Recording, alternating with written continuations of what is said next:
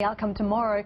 Joining us is Ashraf Laidi, who is the Chief Global Strategist of City Index. Ashraf, nice to see you again. Tell us about this positioning ahead of the FOMC tomorrow, but also the GDP numbers that are expected to hit the tape. Yes, Karen, a very tough one here to approach. Maybe it might be a case of sell GDP and buy NFP. The GDP report, which may be leaning towards a disappointment, we should remind that it's an incomplete report. It's the advanced report. It's based on data that is not yet available.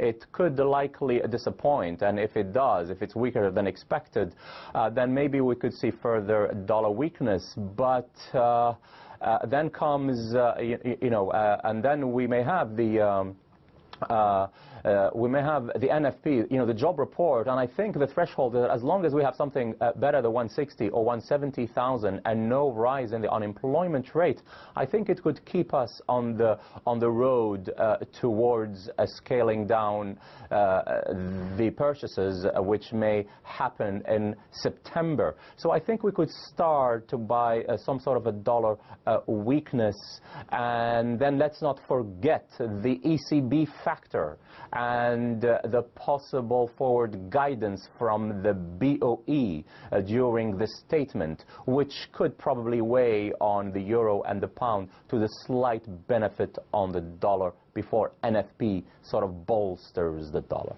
Frederick and I have been talking. He says he sees Summers taking over from Bernanke later this year. Ashraf, what do you think? I think the market, or the majority, is leaning towards the insider and Janet Yellen. Janet Yellen was known as the forecaster of the Fed. It's a person who is least likely to rock the boat. Mr. Summers is the contrast. Not only a person who has leadership and has a lot of the confidence that we know, but he is not going to want to be afraid of rocking the boat. He is also spoke his mind, is not very excited with the idea of QE. So as far as if you are asking me who do I expect, this is a tough one. I'm not really sure. I would lean towards Janet Yellen. However, and this is becoming a race as important as the presidential race, because the Democrats and the Republicans are really having a say. With basically the Republicans are not really wanting such a continuation of the QE and so on and so forth. And Mr. Summers will probably be pleasing for both. I just want to say something, just going back to the FOMC statement. I don't know how much time we have here. I think that one thing to watch out for the FOMC statement, I think that would lead the dollar bears to re-emerge, would be if they lower the threshold of unemployment that allows a tightening. So if that 6.5 as a threshold might be moved towards maybe lower, then that might be a green light to sell the dollar more. But there are probably 5 or 6 reasons why the Fed needs to taper. The unemployment rate is a 6-year low.